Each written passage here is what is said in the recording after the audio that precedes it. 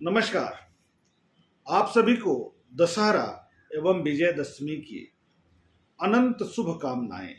प्रभु श्री राम एवं माता दुर्गा का असीम कृपा आप सभी को प्राप्त हो।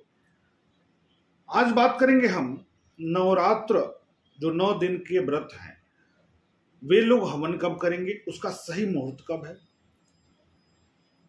विजयदशमी में शस्त्र पूजा कब करेंगे, व्रत का पारण कब करेंगे, और माता दुर्गा का जो स्थापना हुआ है पूजा पंडालों में, उसका विसर्जन क्या करेंगे और सावधानी क्या बरतेंगे।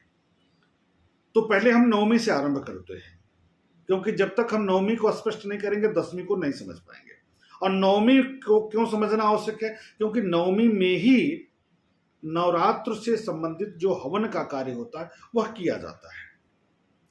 तो काशी के पंचांगों की पहले बात करेंगे। काशी के पंचांगों के अनुसार नवमी तिथि का आरंभ 11 अक्टूबर को सुबह 6:52 के बाद से हो जाएगा।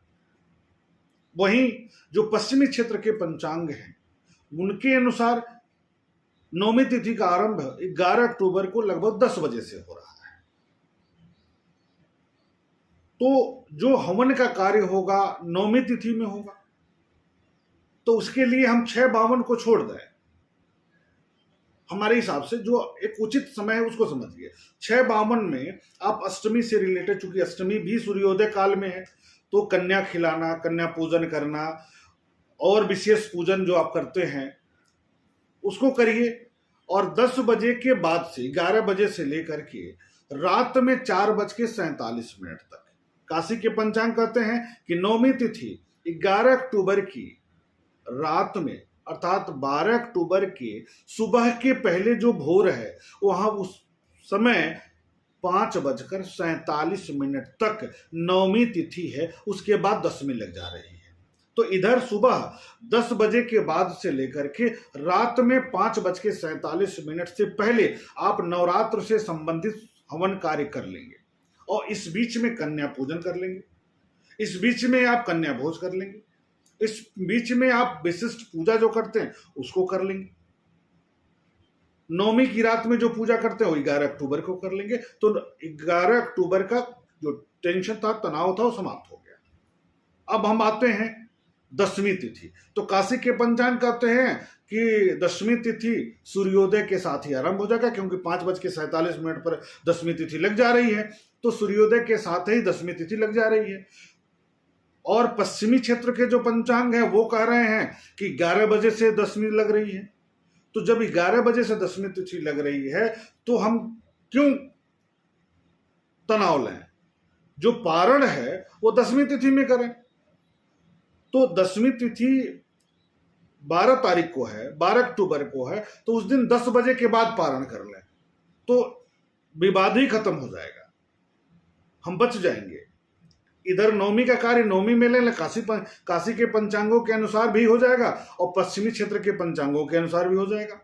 और दोनों पंचांगों की अगर हम एक साथ मिला दें तो विजयदशमी का आरंभ 12 अक्टूबर को दोनों कह रहे हैं, तो 12 अक्टूबर को 10 बजे के बाद आप पारण कर लें, नवरात्र से संबंधित सभी प्रकार के पारण 10 बजे के बाद।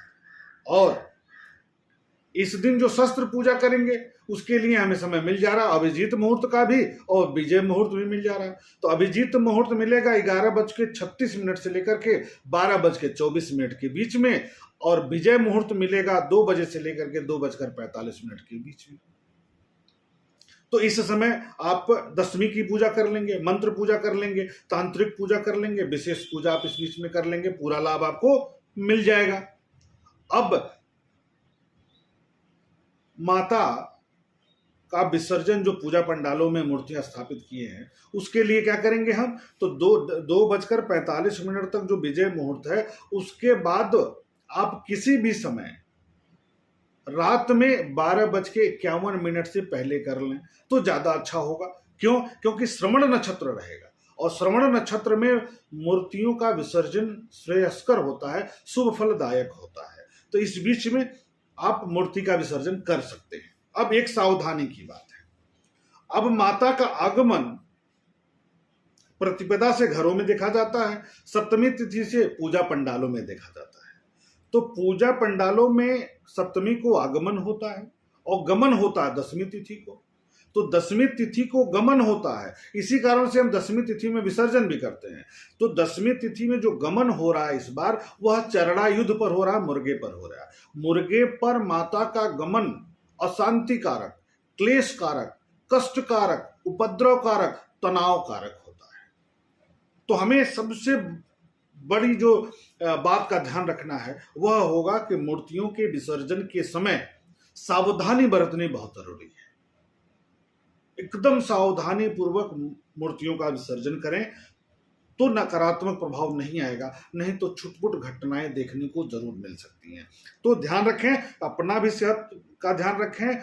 और चूंकि अशुभ मुहूर्त है, अशुभ योग हो जा रहा है, माता का गमन ठीक नहीं है, तो वहां पर मूर्तियों के विसर्जन करते समय आपको सावधानी बरतनी होगी। यह रही नौवीं और दसवीं में आप कब क्या करेंगे, कैसे करेंगे, इसकी चर्चा हो गई।